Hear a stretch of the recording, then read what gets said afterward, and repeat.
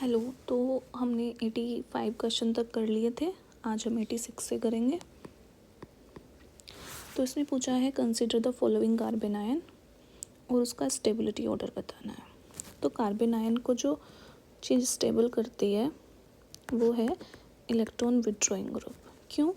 क्योंकि जो चार्ज है वो चार्ज मैंने बताया है कभी भी एक्यूमुलेटेड चार्ज अच्छा नहीं होता, चार्ज डिस्पर्स फॉर्म में अच्छा होता है। तो ये इलेक्ट्रॉन विथड्रॉइंग ग्रुप जो हैं उसको चार्ज को अपनी तरफ खींच के और पूरे ही स्ट्रक्चर पे डिस्पर्स कर देते हैं, जिसकी वजह से स्टेबलाइज हो जाती हैं चीज़ें। तो पहले स्ट्रक्चर क्या है, CH2 माइनस OH, दूसरी CH2 माइनस,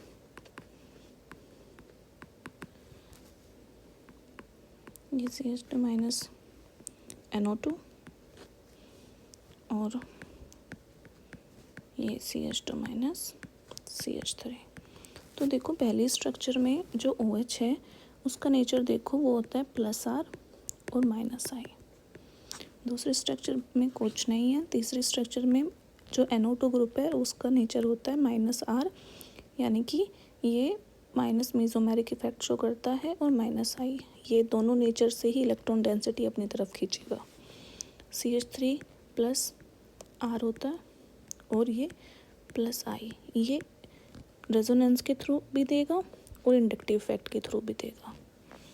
ये रेजोनेंस के थ्रू डेंसिटी यहाँ पे तो देगा, लेकिन -I से खींचेगा भी अपनी साइड। तो अब हमें देखना है कि कार्बन आयन को इलेक्ट्रॉन विथड्रॉइंग ग्रुप स्टेबलाइज कर रहे हैं, तो सबसे ज़्यादा जो इलेक्ट्रॉन विथड्रॉइंग नेचर है वो किसका है, NO2 का। तो NO2 सबसे ज़्यादा स्टेबल होगा यहाँ पर, तो थर्ड सबसे ज़्यादा स्टेबल होगा। और जो CH3 ग्रुप है उसका नेचर जो है +R और +I है, तो ये सबसे लास्ट में होगा। अब आते हैं हम इन दो स्ट्रक्चर्स पे। यहाँ पर देखो ये +R और -I इफेक्ट शो कर रहा है, लेकिन यहाँ पर ये कुछ भी शो नहीं कर रहा है। तो ये वाली स्ट्रक्चर ज़्यादा स्टेबल होगी, सेकेंड वाली, एज कंपेयर टू फर्स्ट। तो ये इज द राइट आंसर। अब 87 क्वेश्चन में उसने पूछा है कि मोस्ट रिएक्टिव डाइइनोफाइल। तो डाइइनोफाइल जो है ये पेरिसाइक्लिक रिएक्शन में यूज़ होते हैं, और इसके साथ में जितने इलेक्ट्रॉन विथड्रॉइंग ग्रुप लगे हों ये उतना ही ज़्यादा स्टेबल होता है, जैसे C में लगे हुए हैं। विच of the following is most acidic. देखो यहाँ पर जब हम इसको ब्रेक करेंगे H + A- के अंदर, तो ये जो हमारा कॉन्जुगेट बेस बनेगा, यहाँ पर देखो NO2 ग्रुप है, तो यहाँ पर ऑर्थो इफेक्ट आएगा। क्यों? क्योंकि यहाँ पे हाइड्रोजन बॉन्डिंग है इस H के साथ में।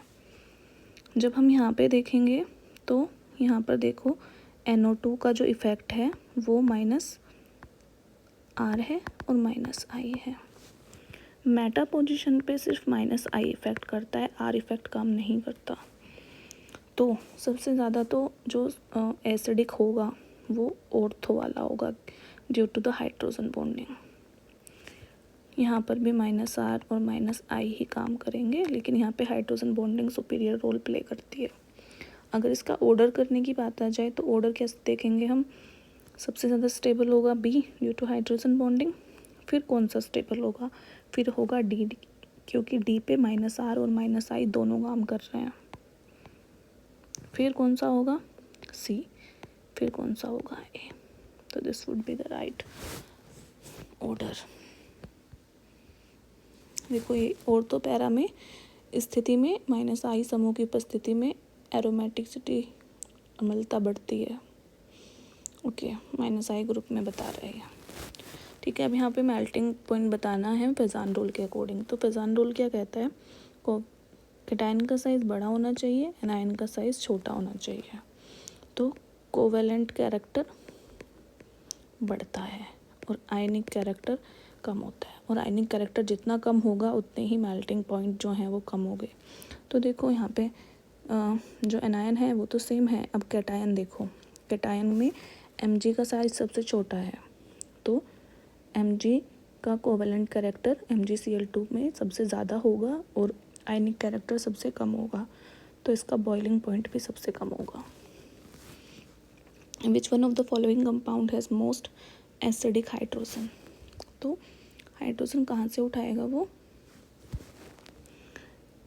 एक यहाँ पे है, यहाँ से बेस आके H उठा सकता है, बेस यहाँ से भी आके H उठा सकता है, लेकिन बेस हाइड्रोजन वहाँ से उठाएगा जहाँ पे वो सबसे ज़्यादा स्टेबलाइज हो पाए। तो यहाँ पर ये जो OCH3 है ये -I इफेक्ट शो करता है, तो जो ये कार्बन आयन बनेगा ये स्टेबलाइज हो जाएगा, क्योंकि ये इलेक्ट्रॉन विड्रॉइंग ग्रुप यहाँ पर जो नेगेटिव चार्ज बनेगा उसको इस पर डिस्पर्स कर देंगे, अपनी तरफ खींचेंगे, इलेक्ट्रॉन डेंसिटी को डिस्पर्स करेंगे। CH3 और NH2 ये नहीं होगा, दोनों +I इफेक्ट शो करते हैं। यहाँ पे इधर तो +I है, इधर -I, इधर +I, इधर +I, तो D is the right answer. Okay, तो एक्वस सॉल्यूशन में बेसिसिटी का डिक्रीजिंग ऑर्डर बताना है। तो इसमें सबसे ज़्यादा जो है वो NN डाइमिथाइलअमीन यानी कि सेकेंडरी अमीन होती है, फिर टर्शरी अमीन और फिर प्राइमरी अमीन, और उसके बाद में फिर बाकी Me3CNH2 और Me3 का होल ट्वाइस NH।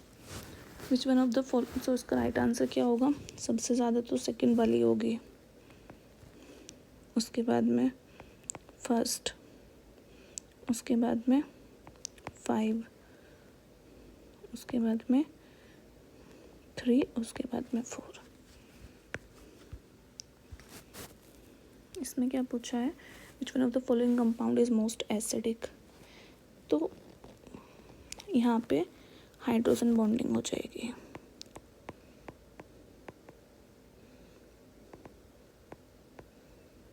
मतलब यहाँ पे ये इसके साथ हाइड्रोजन बॉन्डिंग कर लेगा, double bond O NO- double bond O, तो B is the right answer. In which of the following nitrogen containing compound, तो बेसिसिटी का ऑर्डर बताना है।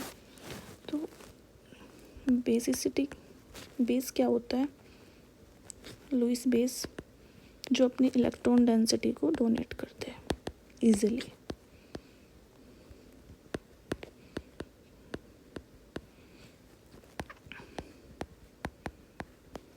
ओके, अगर ये इलेक्ट्रॉन डेंसिटी इजीली डोनेट नहीं कर पा रहा है तो ये अच्छा बेस नहीं है। और वो ये कब नहीं कर पाएगा अच्छे से इलेक्ट्रॉन डेंसिटी डोनेट, अगर इसके साथ में इलेक्ट्रॉन विड्रॉइंग ग्रुप जुड़ जाए या फिर कुछ ऐसी चीज़ जुड़ जाए जो इसको रेजोनेंस में ले जाए। तो देखो अब क्या क्या ऑप्शन दिए हुए हैं। तो यहाँ पर पहला ऑप्शन है RC triple bond N, RNH2, RCH double bond NR। तो ये देखो ये sp3 कार्बन है, ये sp, ये sp2। तो S कैरेक्टर भी जो है वो जितना ज़्यादा होगा उतना ही इलेक्ट्रो विड्रॉइंग कैरेक्टर ज़्यादा होता है। क्यों होता है, क्योंकि S जो ऑर्बिटल है वो न्यूक्लियस के सबसे ज़्यादा पास होता है, तो वो सबसे ज़्यादा अच्छे से यहाँ पे इलेक्ट्रॉन्स को अपनी तरफ खींच के रखता है। तो S कैरेक्टर की इलेक्ट्रॉन विड्रॉइंग पावर सबसे ज़्यादा होती है, तो जितना ज़्यादा इलेक्ट्रॉन विड्रॉइंग पावर रहेगी उतना ही बेस बेकार रहेगा। तो क्या ऑर्डर होगा, RCN सबसे बेकार बेस होगा और RNH2 सबसे अच्छा। अब ऑप्शन में देखो RNH2 सेकेंड नंबर वाला सबसे ज़्यादा बेसिक होगा, ये रहा, इसमें थर्ड है, इसमें सेकेंड है, यही है, फिर थर्ड वाला होगा और फिर फर्स्ट वाला।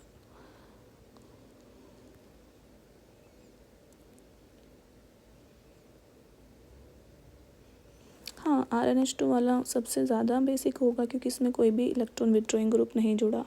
फिर थर्ड वाला होगा क्योंकि ये sp2 है, और फिर फर्स्ट वाला होगा क्योंकि ये sp है। Rc triple bond N। Same question order of basicity का। यहाँ पर देखो वही है कि नाइट्रोजन जितना अच्छे से इलेक्ट्रॉन डेंसिटी दे पाएगा, और कब दे पाएगा, जब उसके साथ इलेक्ट्रॉन रिलीजिंग ग्रुप जुड़े होंगे, क्योंकि वो उसकी इलेक्ट्रॉन डेंसिटी को बढ़ाएंगे और देने के लिए ज़्यादा अवेलेबल हो जाएंगी फिर। तो इसमें सबसे ज़्यादा जो है वो फर्स्ट वाले की होगी। क्यों? क्योंकि इसके साथ में 2 इथाइल ग्रुप जुड़े हुए हैं। फिर सेकंड वाला क्योंकि एक इथाइल ग्रुप जुड़ा हुआ है। फिर फिनाइल रिंग वाला, और फिर CH3CONH2। तो क्या ऑर्डर होगा इसका 94 का? सबसे ज़्यादा होगा फर्स्ट वाला, देन सेकंड वाला, देन थर्ड वाला, then fourth. Basicity order, basic order लिख दिया है मैंने। 95th, select the correct sequence of the increasing base strength of the following using the code below। So basicity order बताना है, और इसमें भी सेम ही चीज़ है कि नाइट्रोजन अपनी इलेक्ट्रॉन डेंसिटी यहाँ पर डोनेट कर पाए, और कब डोनेट कर पाएगा, जब इलेक्ट्रॉन रिलीजिंग ग्रुप जुड़े होंगे। तो यहाँ पर NH2 जो है वो एक 6 मेंबर्ड रिंग के साथ में जुड़ा हुआ है, साइक्लोहेक्सेन के साथ में, लेकिन यहाँ पर इसके साथ में एक CH3 ग्रुप और जुड़ गया है। तो थर्ड सबसे ज़्यादा हो जाएगा, देन 1 और 2 सबसे बाद में, क्योंकि ये यहाँ पे रेजोनेंस में चले जाएंगे।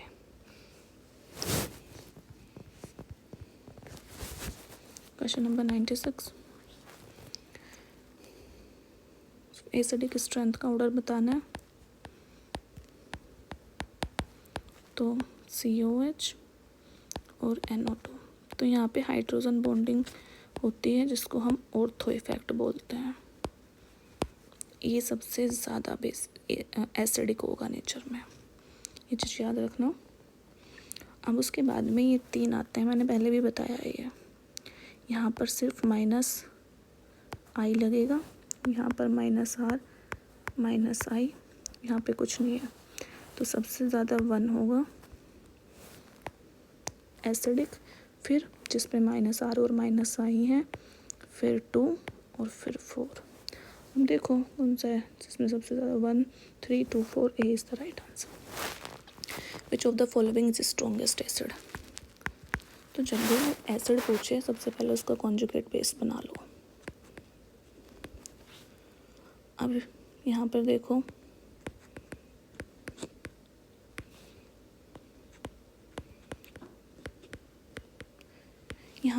ये Cl जो है ये CH2 के CO वाले कार्बन के पास में है, तो यहाँ पर ये ज़्यादा स्टेबलाइज कर पाएगा इस नेगेटिव चार्ज को।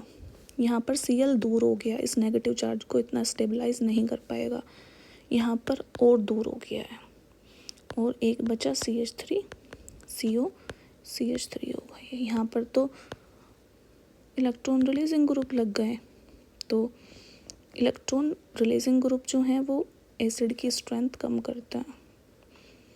तो सबसे ज़्यादा कौन सा होगा? A वाला, फिर जिसमें 2 कार्बन हैं बीच में, 1 2, फिर 3 कार्बन वाला, और फिर जिसके साथ इलेक्ट्रॉन रिलीजिंग ग्रुप जुड़े हैं। 98, विच of the following is most acidic in nature. तो कॉन्जुगेट बेस बना लो, यहीं पे बना देती हूँ मैं, ये बन गया। ये देखो यहाँ पर +R। एसिड को कौन से ग्रुप स्टेबलाइज करते हैं? Electron withdrawing group. तो यहाँ पे CH3 है, +R+I शो करता है, इसकी इलेक्ट्रॉन डेंसिटी बढ़ाएगा, तो नहीं होगा ये भी सेम ही है, ये शायद OCH3 होगा। Cl जो है वो -R +R और -I शो करती है, तो ये -I से तो यहाँ पे डेंसिटी कम करेगा, लेकिन +R से बढ़ाएगा भी। तो सबसे ज़्यादा कौन सा होगा? D वाला।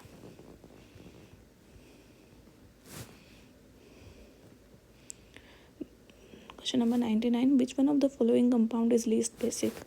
तो बेस वही होता है जो अपनी इलेक्ट्रॉन डेंसिटी को डोनेट कर दे इजीली।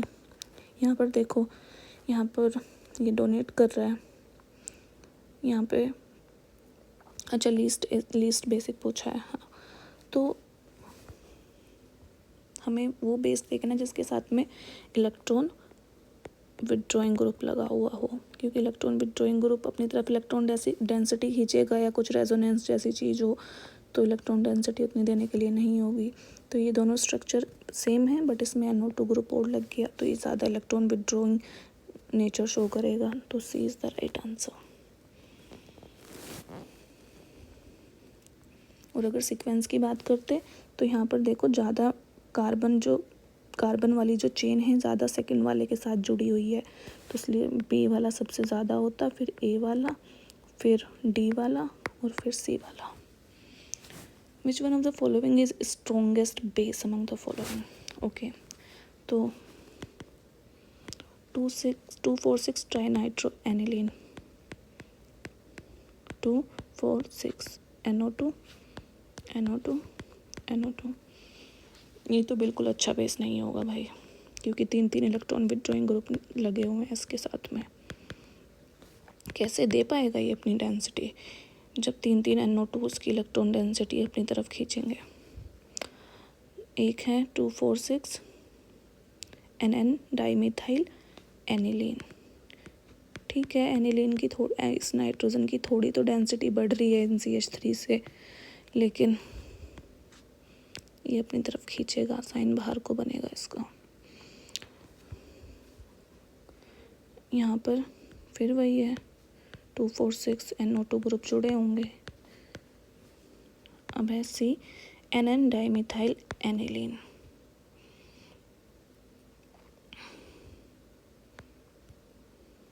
CH3 और D है एनिलीन।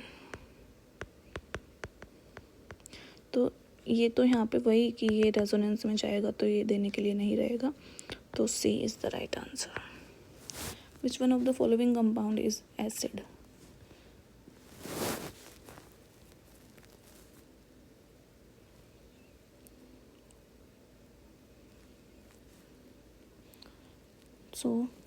सबसे ज़्यादा एसिडिक पूछा है इसने। फॉलोइंग कंपाउंड इज कॉल्ड, अच्छा इसने पूछा है कौन सा, किसको हम एसिड बोलते हैं। तो 2,4,6 ट्राइनाइट्रो फिनोल को हम पिक्रिक एसिड भी बोलते हैं। काफ़ी बार पूछा गया है ये question. Which of the following compound will be dehydrated most rarely. So कौन सा बहुत ईजिली H2O बन के निकल जाएगा। तो देखो, पहली स्ट्रक्चर है कुछ ऐसी, और यहाँ पर CH3 ग्रुप लगा हुआ है, तो ठीक है OH2 बाहर निकल जाएगा और यहाँ पे फिर एक पॉजिटिव चार्ज आ जाएगा। हम सेकंड वाले देखेंगे।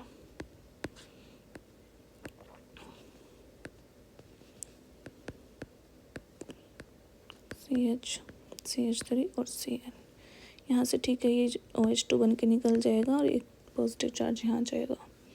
लेकिन देखो ये इलेक्ट्रॉन विदड्रॉइंग ग्रुप जुड़े हुए हैं, तो यहाँ पे कार्बोकैटायन स्टेबल नहीं रह पाएगा। अब यहाँ पर देखो, यहाँ से OH2 बन के बाहर निकल जाएगा और यहाँ पे कार्बोकैटायन आएगा, बट CH2 ग्रुप है। जब यहाँ से OH2 बाहर निकलेगा तो यहाँ पे कार्बोकैटायन बनेगा और ये CH3 ग्रुप से स्टेबलाइज भी हो जाएगा, तो D